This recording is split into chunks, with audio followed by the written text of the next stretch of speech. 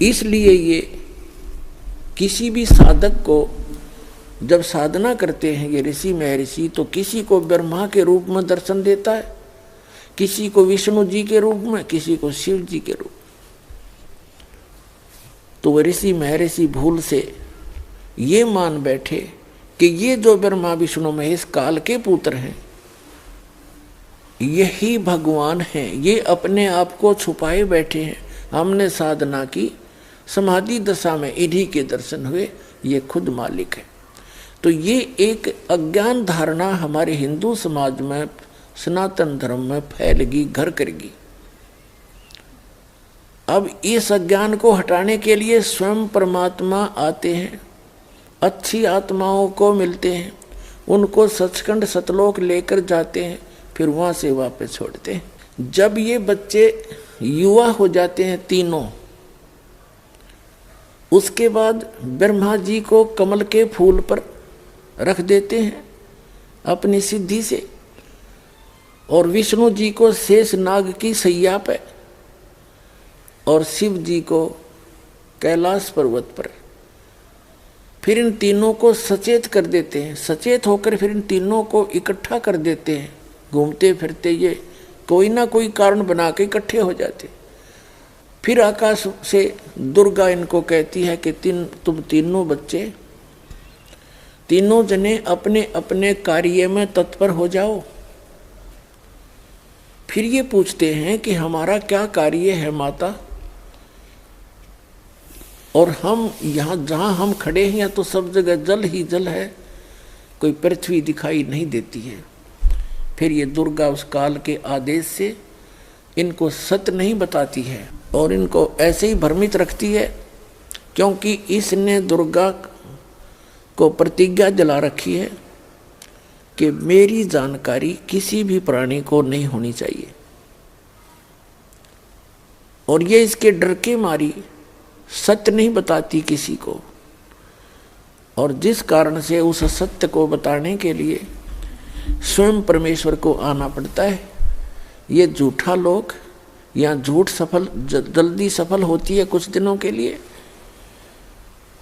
और सत्य कोई कहने लगता है उसका विरोध इतना हो जाता है, वही जाने जिसके साथ हुआ बीते है।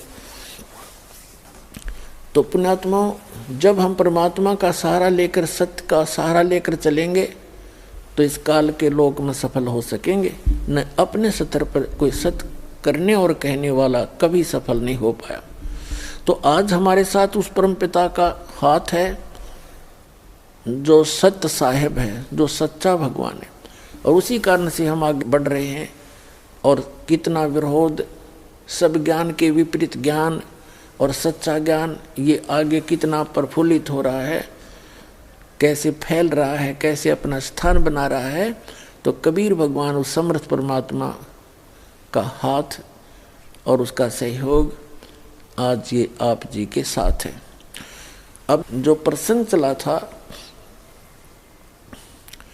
एक गीता अध्याय नंबर 15 के श्लोक नंबर 16 और 17 में 3 पुरुष हैं, 3 प्रभु हैं, एक सरपुरुष एक अक्षर पुरुष। ये देखिएगा श्रीमद् भगवद गीता और दयाल गोविंद का इसके अनुवादक है। ये देखिएगा अध्याय नंबर 15 और ये 16 यहाँ से स्टार्ट है, 16वां श्लोक 15वें अध्याय का। इसमें लिखा कि द्वौ इमौ पुरुषौ लोके सरय स अक्षर एव च सरय सर्वाणि भूतानि कटुस्थ अक्षर उच्यते। इनका अनुवाद पढ़ते हैं। इस संसार में नाशवान और अविनाशी भी ये 2 प्रकार के पुरुष हैं। पुरुष माने प्रभु, स्वामी, भगवान। संपूर्ण लोकों के शरीर नाशवान और जीवात्मा अविनाशी कहा जाता है। एक सरपुरुष और एक अक्षर पुरुष। अब यहाँ देखें अच्छी तरह, द्वौ इमौ पुरुषौ लोके सरय च अक्षर एव च। द्वौ माने 2, इमौ माने इस पृथ्वी वाले लोक में, पृथ्वी तत्व में। ये अकेला पृथ्वी लोक नहीं है, जितने भी इस अन्य जैसे चांद है या अन्य जो ग्रह हैं ऊपर के स्वर्ग आदि लोक हैं और वो सात संग ब्रह्मांड जो अक्षर पुरुष के हैं, ये सभी पृथ्वी तत्व से पृथ्वी वाले लोग कहे जाते हैं।